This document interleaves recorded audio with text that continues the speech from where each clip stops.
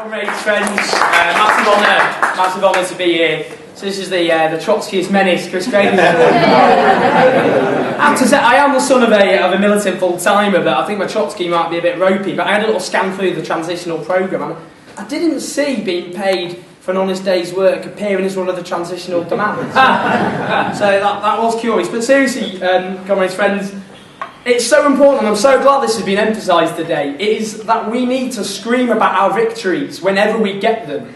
What you have done, not only in terms of forcing the government onto the retreat, onto the defensive over workfare, that is a victory in of itself, but it emboldens others who are facing struggles, who are facing attacks from this government. And firstly, to have Occupy, for example, here, what Occupy did is force back onto the agenda who caused this crisis and who's been made to pay for it. I was in Yorkshire last week, up in Leeds, speaking to trade unionists. I got given a pin.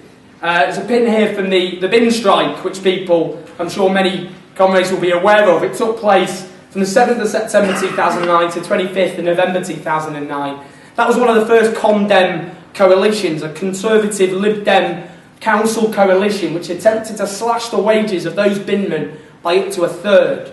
And it was a long, drawn-out and often difficult struggle in terms of keeping people's morale and their courage up. And they won. And it showed that working people, when they organise and they fight back with leadership and determination, they can win. And I was on the same platform on Friday with Ian Bradley here at a Unison branch down the road. And again, the sparks in terms of what happened with Balfour Beatty, uniting and fighting back, and they won. Now, we have to yell about those victories at every possible opportunity, because sometimes we wallow in our own defeats, and let's be honest, there's not been a lack of those, but that will embolden us in the struggle ahead. And we've got to be clear about what we're up against in terms of our enemies. Cameron, it has to be said, was woefully underestimated, just as Thatcher was before him. He was portrayed as this cuddly, hugger-huddy Tory pouncing around the Arctic with huskies. But as Lee says, he's now leading one of the most radical right-wing governments that this country has ever seen. In terms of what it's doing from the privatisation of the NHS, which it has absolutely no mandate for whatsoever, what it's done to education, what it's doing to welfare, what it's doing to housing. And of course, it has no mandate for what it is doing. I remember just about the last time the Tories won a general election in this country. It was 1992, I was 7 years old. I remember it well because my teachers came in dressed in black. In the last election, the Tories won just 36% of the vote, despite having handed it to them on a plate. The biggest economic crisis since the 30s, and a woefully unpopular Labour Prime Minister. They have no mandate for what they are doing, and we have to make that clear. And what they have done in the most cynical way since they came to power is to try and play the politics of divide and rule. They've tried to turn the working poor against the unemployed over benefits, the able-bodied against disabled people, again over benefits, and private sector workers against public sector workers on pensions. They talked about a big society. They are trying to build an ugly society, and we must fight those policies of divide and rule. And we know that working class people as a whole are being made to pay for this crisis they had absolutely no role in creating. But as ever, it is the most oppressed sections of the working class who are particularly badly hit, and we've spoken about repeatedly, and rightly so, the doubling of unemployment for young black people. It is an absolute disgrace, and it shows what an absolute corrupt system that we currently live under is. But if we look at what's happening to young people overall, what we've seen, there was always this promise, wasn't there, in post-war Britain, the next generation would be better off than the generation before. That has ground to a very sudden and dramatic, abrupt halt. Unemployment amongst young people, as we've spoken about, hurtling towards a quarter. There's now, as that famous organ of left-wing propaganda, the Daily Telegraph, pointed out at the end of December, 22 unemployed people chasing every single job in this country. The official unemployment rate is 2.7 million. It's a lot higher than that. As the TUC pointed out the other week, if you include people economically inactive, so-called, who aren't included in the official rate, if you include the underemployed, people forced to do part-time work because they can't get a full-time work, we are talking about over 6 million people in this crisis. who cannot get full-time, secure work in order to live. Now, in terms of young people, one striking statistic, I think, last year when the Royal Mail is when offering seasonal temporary employment, there was 110,000 applications for just 18,000 places. Overwhelmingly, young people desperate for work. That just shows the extent of the desperation that has been caused by this crisis. But we can't simply look at this in isolation, the unemployment crisis, in terms of what's affecting young people.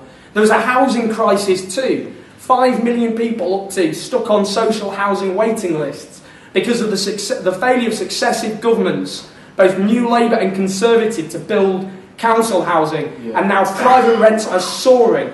It is impossible for large numbers of young people to have any hope whatsoever of getting an affordable home, and that's when you take into account rising levels of unemployment. We're seeing these dramatic cuts in Haringey, 75% of youth services slashed just before the riots. We've seen things like Aim High and Connection Services cut, of course EMA, and it was reported by sixth forms last year that 49% of them said there was a drop in the number of people applying. That was because of EMA. It is a government of millionaires slamming the door in the face of millions of working class young people in this country. And of course tuition fees, the trebling of tuition fees. Now, when we talk about the wider jobs crisis, which I was referring to, what we're looking at is, firstly, this huge rise of insecurity, and that's one thing that's often not talked about enough. So, for example, of people applying for job seekers allowance, half of those last applied less than 6 months ago. What we're seeing is a huge churn of people doing insecure work and then being forced back into unemployment, and that particularly affects young people. What we've seen since the 80s is this hollowing out effect. They call it the hourglass economy, where middle income skilled jobs were sucked out of the economy and they were never replaced. We've got these professional, well-paid jobs at the top, out of reach for people, not least because of things like unpaid internships, which means you have to live for free for several years in order to even get your foot in the door. But at the bottom, these low-paid, insecure service sector jobs. That is increasingly all that is on offer for young people. If I go back to Stockport, where I grew up, almost all my friends and I are either working in supermarkets or in call centres. In fact, there's 1 million people now working in call centres, which is as many as worked down the mines at the peak of the mining industry. Yeah.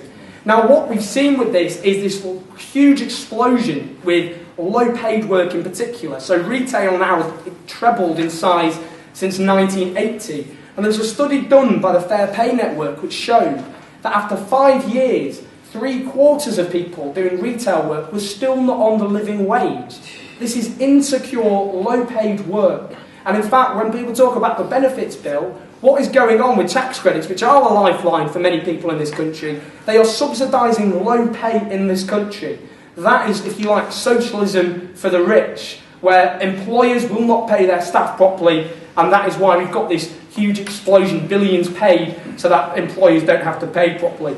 And just to end, because of course we talk about a youth unemployment crisis, but this isn't a generational war that is being waged, it's a class war that is being waged. We've of course also got to talk about the growing ranks of the middle-aged unemployed. Over 1/3 of people on job seekers allowance, for example, are over 40. Now actually lots of people in that age group aren't even eligible for benefits. This is something we need to unite around as working people as a whole. But it's all about organisation. And what you've done, Right to Work, is show that it's possible to organise, it's possible to fight back, and it's possible to win. And we need to take that confidence that has given people and apply it to every struggle we've got against this vicious right-wing government.